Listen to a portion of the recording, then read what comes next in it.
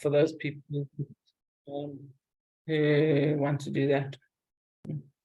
So you can let me know on the group or whatever what your feeling is about that. Today we're going to do Kapitel Tzadik Aleph, which is 91. It's one that you will probably recognize. Chosen this shir is every weekend in memory of my mother, and tonight and tomorrow is her yahrzeit, and so I chose this kapitel of Tehillim. So it says that this chapter of Tehillim is it's supposed to inspire a person. As we go through it, one of the themes of it is the frailty of human life, but the trust that we have in Hashem, the emunah that we have in Hashem. Now, we spoke about at the beginning that there were lots of different writers of the book of Tehillim. David HaMelech was just the editor, so to speak, and a whole lot of chapters of Tehillim were written by Moshe. And this is the second. This is the second of the chapters of Tehillim written by Moshe. Of all the chapters that Moshe wrote, he dedicated each one to a different tribe. And this chapter he dedicated to the tribe of Levi. That seems evident from the fact that it says Yoshev, it begins with the words Yoshev B'Seser Elyon, you who dwell in the shelter of God, and that's the tribe of Levi more than anybody else. According to the Medrash, this kapitel, but we will come with other opinions also, but according to the Medrash, Moshe composed this chapter of Tehillim on the day that he completed the building of the Mishkan. And it says that when he completed the building of the Mishkan, the Jewish people asked, they said, how is such a thing possible? You keep telling us how great God is and how infinite God is, and huge, and now you're telling us that God can be confined to a room, to a little place. Mishkan doesn't make sense at all. And at that moment, a voice came out of heaven and declared, the whole world is not big enough for me, says Hashem. Hashem is much greater than the physical world, but I have chosen to put my essence into this building called the Mishkan, built by Bezalel. And so this is the chapter that Moshe Rabbeinu wrote with that in mind. This chapter also, it says that a person should be able to find refuge, a person should be able to find comfort when a person is going through any crisis or difficulty. This would be the chapter to say. If you look through the various explanations on Tehillim, and like almost all the explanations begin with telling you when this chapter is good for, like what you should be doing it for. So I quote from a few different places. This is a song for a journey. And so it became a custom that when people were going on a journey, even a physical journey, they would say Yoshev B'Seser, this chapter 91, before they started out on their journey. Another opinion is that this is the song that was written to protect us from danger, damage, or misfortune. Okay, in the words Shir Shel Pagaim, it's the song of like damages, to protect us from damages. Another opinion, this is the song that we sing at any time of transition, which makes sense then why this is a song that's sung at a funeral, the kapitel that's sung at the time of a funeral. Also, it says this is the song that we sing at night. Night is also a time of transition. Night is also a time of journey. And so this Yoshev B'Seser, this chapter 91, is traditionally part of our nighttime Shema. Historically, we're told that Rivka sang this song to Yaakov when she told him to leave and he had to fear for his life, that Esau was going to try and kill him. And so Rivka sent him to her brother Lavan, and when she sent him, this is the song that she sang to him. It says, so that that explains one of the things. We also are told that before Moshe Rabbeinu went up Har Sinai, before he went up to get the Torah, he sang this song as well. And we also told that David and Bathsheba sang the song to bless their son Shlomo. So these are completely different circumstances, but the theme is journey, danger, transition. That's when this capital traditionally would be sung. Now, there are different Kapitlach of Tehillim, different chapters, which are said at different times. And when we're calling on Hashem for assistance, we're saying that this is one of the chapters that we would sing. Now, there is another one that's quite well known, where we say, Mi ma'akim karasicha Hashem, from the depths I call out to you, Hashem. But that is a much more depressed one. I feel so low, Hashem, I feel so down, and I'm calling out to you. And this is a similar thinking, similar themes chapter of Tehillim, but it's much more upbeat, it's much more optimistic. The Avud Raham looks at this chapter of Tehillim, and he points out that the letter Zion is the only letter of the Aleph base that's not included, not even once, in the whole chapter of Tehillim. And he gives two explanations. The one, he says, a person who trusts in Hashem will not need to use Klei Zion. Klei Zion means weapons. We don't need to have weapons if we have trust in Hashem. He does not elaborate, doesn't explain what he means by that. And then he also points out, he says, that this capital is always said on a Motzei Shabbos, unless during that week there's going to be a Yontif. So 7 times a year it happens that there's going to be a Yontif during the week. There's before Pesach it happens twice, before Sukkot it happens twice, before Shavuos it happens once, before Rosh Hashanah it happens once, and before Yom Kippur it happens once. So that's 7 times that during the week there will be a Yontif, and so Yoshev B'Seser, chapter 91, is not said in the Motzei Shabbos service, which is hinted at by the fact that Zion, which is number 7, is left out of the whole, left out of this whole chapter. This capital doesn't begin by telling us who wrote it. So normally we have that says Mizmor David, it's a song sung by David. We have words like Livnei Korach, it's a song made by Korach's sons, and so on. But the majority of chapters of Tehillim tell us who composed that chapter. And this one doesn't say that at all. Goes right into the chapter. Yoshev B'Seser Elyon starts telling you what it's about. So the commentaries explain to us why. The first comment that they make is that there was one person, you could say that for his 120 years he lived in the shadow of God.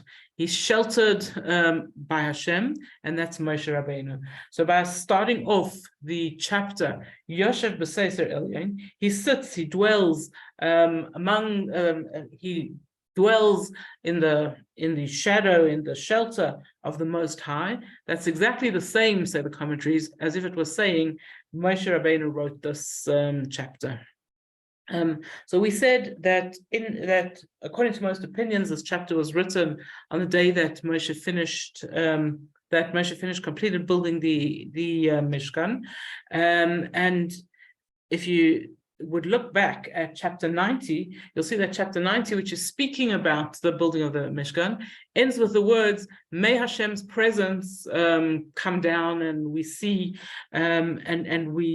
see the work of our hands being successful. And so immediately this chapter goes on and says, yes, it is successful. Yoshev B'Seser Elyon, we are now, all of us Yidden, sitting in the shelter of Hashem. We're sitting in Hashem's presence. Chazal tell us another reason why it doesn't say Moshe, why it just goes straight in Yoshev B'Seser Elyon. It says because this chapter of Tehillim actually applies to every single one of us and to every single human being.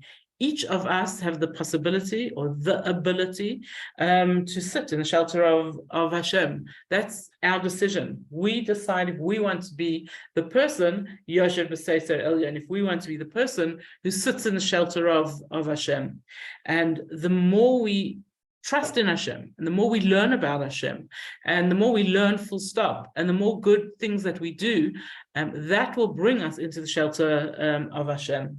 And so it begins not with saying Moshe's name, because this is not only a chapter about Moshe, and it's not only a chapter about David HaMelech, it's a chapter about each one of us, Yoshev B'Seser Elyon, who chooses to sit in the shelter of Hashem.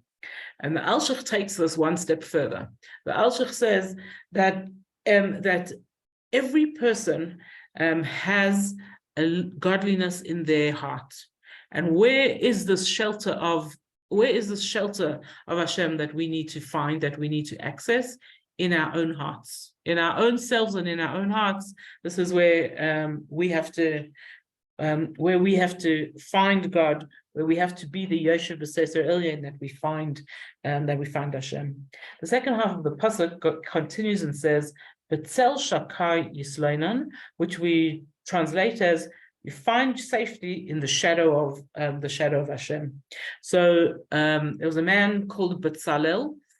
You might know we have a son called Betzalel, but this is the Betzalel from the Torah, and Betzalel was the one who was tasked with building the Mishkan. Now we always joke with our Betzalel. He's named after my uncle, who had a very good sense of humor. And when anyone would ask my uncle, "What is this name Betzalel?" he would always say, "Betzal is an onion, and Kel is God's name. So Betzalel means God's onion." And that's how our Betzalel always grew up. But that's actually nonsense. And Tzel is a shadow. Betzalel, okay, therefore means Tzel, the shadow of Hashem. Tzel and El, the shadow of Hashem. And this was Betzalel. He was the shadow of Hashem, so to speak. He could understand, he walked behind Hashem, so to speak, and understood what Hashem wanted him to make, what Hashem wanted him to do, and how he could produce a place that could contain Hashem, that could appear to be a place of holiness, and actually be a place of holiness. The word Tzel, shadow, numerically equals 120. Tzadi is 90 and Lamed is 30. So the word Tzel is 120.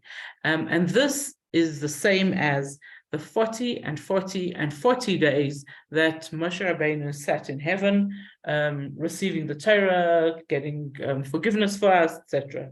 And so many opinions that actually Moshe composed this chapter not when he finished building the Mishkan, but when he was up in heaven, getting the Torah. So what we really want to understand in this pasuk is, what is this whole concept of shadow? And also interesting that the chapter of Tehillim chooses to use the name of Hashem, Shakai or Shedai, instead of one of the more usual names of Hashem, Kel, Ado, and Hashem's name, or Elokim, right? Those are the more usual names. So what is this? What is happening over here? And the Gemara explains. The Gemara says that when Hashem created this world, he was pouring more and more and more of himself into the world, until finally Hashem said, enough. There's enough godliness in this world. This world can't have just infinite godliness, because that would make it totally spiritual. This is a physical world, and it needs to have limits. It needs to have finite, limited something. And so Hashem said, She die, which means that it's enough. It's enough godliness, it's enough spirituality that I've put into the world. And this is what is being expressed over here, that says, you've got to find Hashem. Which Hashem? B'tzel shakai, where he's put shadows in the world. He's put some parts of the world where you can't see godliness. There's some parts of the world which remain shadows. They're dark patches, however you want to imagine them. They are, we know logically that there's godliness everywhere, but we can't see it. We don't always see, and our job is to look for godliness in the shadows of the world. And why don't we? Why are there shadows? Because Shakai, that Hashem said, it's enough. I'm not putting more obvious godliness in the world. You guys have to look for it. You have to find it yourself. It's interesting, even in, so we say that everything physical and spiritual have mirror opposites. So when the Jewish people built the Mishkan, it actually says that Hashem or Moshe had to tell the people, Shedai, that it was enough. They had brought enough things to build the Mishkan with, and now they must stop. So again, seeing this, the use of the name of Hashem, Shat and Dai, or Shatan, as we say. So, so here we're speaking about any person who chooses to spend their time looking for godliness in this world.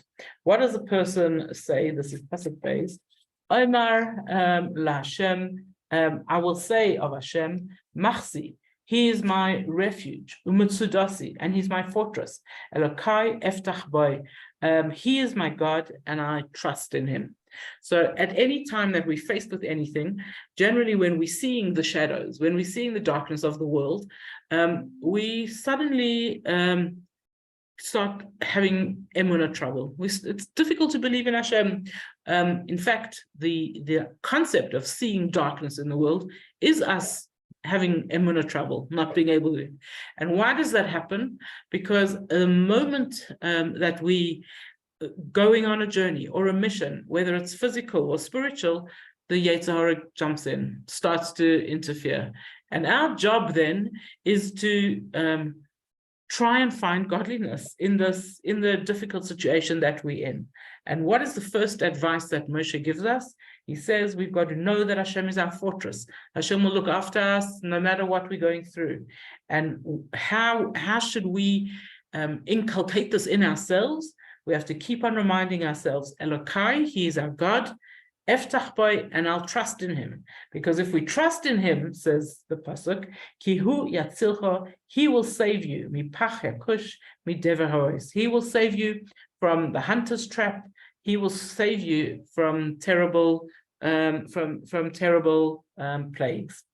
So the hunter's trap, again, we're talking here both physically and spiritually, that this kapitel of Tehillim we should use anytime we need help from Hashem, whether it's physical help or spiritual help. This hint over here to destructive plagues says that whenever there were plagues in olden days, this is the chapter of Tehillim which was said over and over, which is why at the beginning of COVID, I don't know if you remember, but many of the rabbis, particularly from Eretz Yisrael, suggested that this chapter 91 should be said every day to try and get the plague away, to not let the plague harm us. So the next, the next pasuk, be'evrasa yasech lach. With his wings he will cover you, but tachas kanafav, and under his wings techse, you will find refuge. Sina v'sachera mitay, his truth is your shield and your armor. So this is the promise that no matter what we're going through, Hashem is going to shield us, and it uses the imagery of wings, that we find refuge under Hashem's wings. The Medrash tells us that there are all different kinds of wings in the world. There are what's called the ordinary wings of the world. That is, that we live in the world and normal rules of nature affect us. And so if you have a strong immune system, you don't catch a cold. If you have a less, like whatever, you go somewhere where someone has COVID, you catch it, God forbid, or you don't, whatever. These are the normal wings of the world, living according to the laws of nature. Then says the Medrash that there's also what we call wings of angels, which means that you get a little bit more protection than is normal nature. So I keep coming back to COVID because it speaks about plagues over here. But you sitting with someone who has COVID, you didn't know they have COVID, and you don't catch it, right? That's miraculous. That's already wings of angels. And then there's an even higher level. This is when we have the third level of wings, which is called the wings of Hashem, that Hashem makes miracles for us.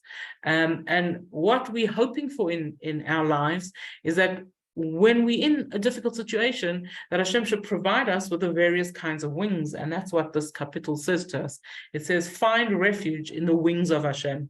The Rambam asks, how do we get to find refuge in the wings of Hashem? How does a person get that Hashem makes miracles for us, and we have miracles happen, and we get these big high things?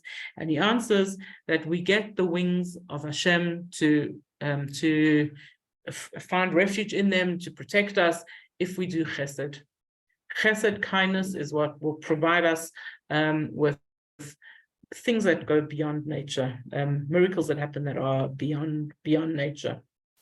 The Divrei Shalom has a completely different picture in his head of what this chapter of Tehillim is talking about when it says wings. He says that every time we do a mitzvah, we get a feather, and that feather goes into our plumage, so to speak. And it's the plumage that protects us and adorns us and makes us strong and beautiful. I think also the image of wings, here it seems it's talking about protecting us, but wings also lift us. And I know I've many times told the story because it's one of my favorites, so I'll tell it in very short, but it says that at the time of the creation, the little dove turned to Hashem and said, running along the floor of Gan Eden, and says to Hashem, how can I survive all the predators?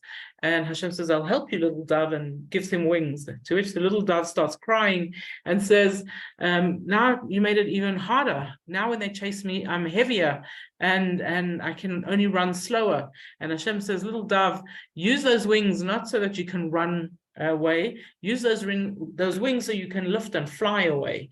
And so many times we look at the Torah and the mitzvahs and we see them as heavy wings rather than as wings that can lift us, that can raise us, that can help us. And again, this is the advice that the kapitel of Tehillim is giving us. Use the wings, use the Torah to help you when you're in a dangerous journey. Use it when you're on a journey of transition. Use it when you need to be lifted. Use your wings. Find refuge in the wings around you.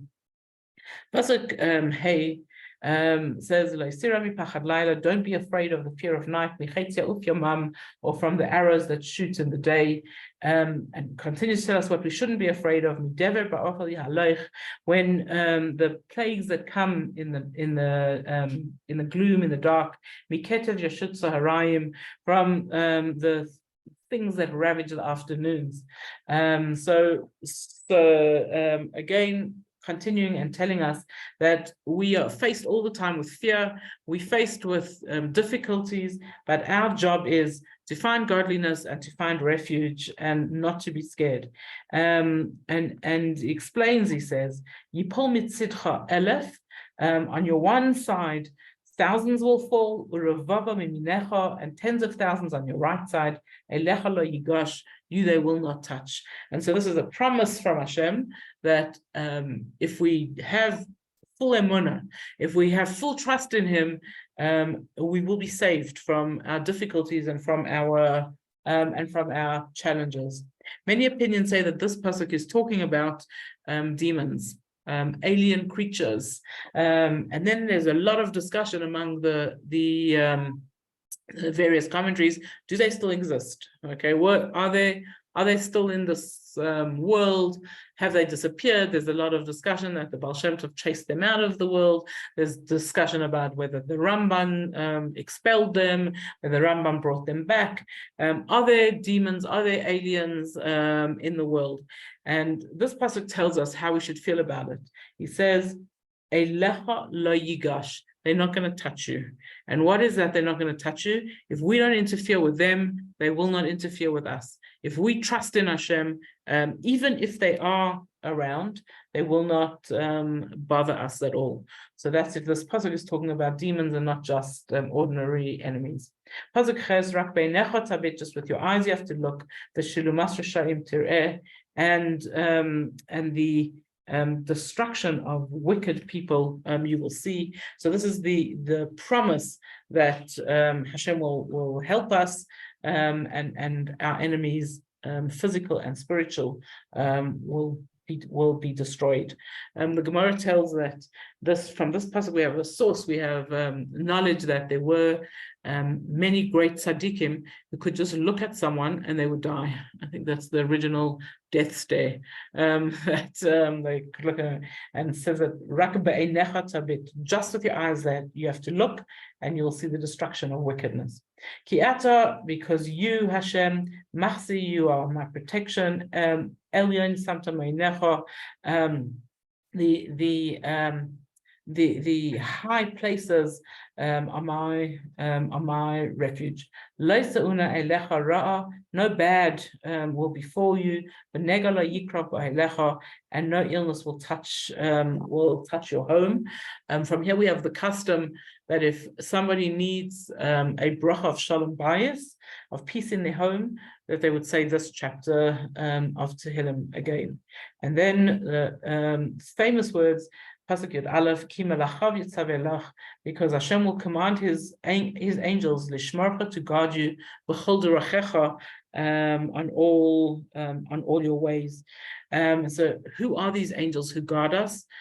So we are told that every single time we do a mitzvah, we create an angel. And those angels that we create with our good deeds guard us. They look after us. So the more angels we create, the more security guards we have who protect us both physically and spiritually. They will carry you on their wings, so that you shouldn't trip over a rock. So tripping over a rock is hinting at the difficulties, the crises of the world. The Gemara says the Evan, the rock, is hinting at the Yetzer Hara, and says Al Shachal Afetin Tirdof Tirmas Kafir Vasanin. You will trample on lions, on the vipers, on the baby lions, on the serpents. And if we had a lot more time, we could explain each one of those animals and what they represent, but they represent more than just the physical animal that's dangerous. Pasuk Yud Daled, why is this happening, says Hashem, Kivi chashak, because you wanted me, says Hashem. V'afaltehu asagabehu ki yadashmi, and I will rescue him and I will strengthen him. Why? Simply because he knows my name. He knows who to call. Yikra'eni, call on me, ve'enehu, and I will answer imay with him. And I'll answer him. Imay anechi b'tzara, I'm together with him in his tzaras. Achaltzehu v'achabdehu, I will save him and I will honor him. So this is the promise from Hashem that if we call on him, he will answer us. And the very famous words, Imay anechi b'tzara, that Hashem promises us that when we are sad, he is sad too, that he is with us in our sadness, he's with us in our godless. The Amreis gives the mashal of a mother who's been estranged from her child, but she knows her child's in labor, and she's at home, but she can hear in the next door house or whatever that her child is crying out in labor pains. And so even though she and her child have little to do with each other, she sits at home and she cries for her child, and she davens that the labor should go easily and that it shouldn't be too hard on her daughter, even though officially she's an estranged mother. And we have the same thing with Hashem and us. even when we misbehave, even when we're in galus, even when we aren't behaving like good children, and we don't seem to be in good terms with God, so to speak, if we could say that. Hashem cries with us. He makes us this promise: "Ima anechi b'tzara," I am with you in whatever troubles you have. And then this chapter ends on a optimistic, upbeat note. Says, "Eirech yamim asbiehu," I will reward him with a long life and satisfying life, and I will show him my salvation. And so this concept of Eirech Yamim, long life. So long life without the next word, asbiehu, which is a satisfactory life, good life. Long life is not worth it if it's miserable. Long life. And so the promise, I'll give him long life that will also be a life of satisfaction. Similar to the idea when we wish people long life, someone who's lost someone, we say, we wish you arichas yamim, wish you long life, and we continue and say v'shanim tovot, and good years, right? Because to just wish someone long life is not much of a wish if they're not going to have good years with it. And this is Hashem's promise, Eirech Yamim asbiehu, I will give him long life, which is also satisfactory. And v'arehu, and then I will show him b'shuasi, I will show him my salvation, which is obviously talking about Mashiach and the good and everything that he has been praying for. So wish you all a good day, and brings us to the end of this capital of Tehillim. Thank you, Rivki. That was wonderful. Have a good Shabbos, everybody. And you. Yeah. Thank you, Rivki. Thank you, Rivki.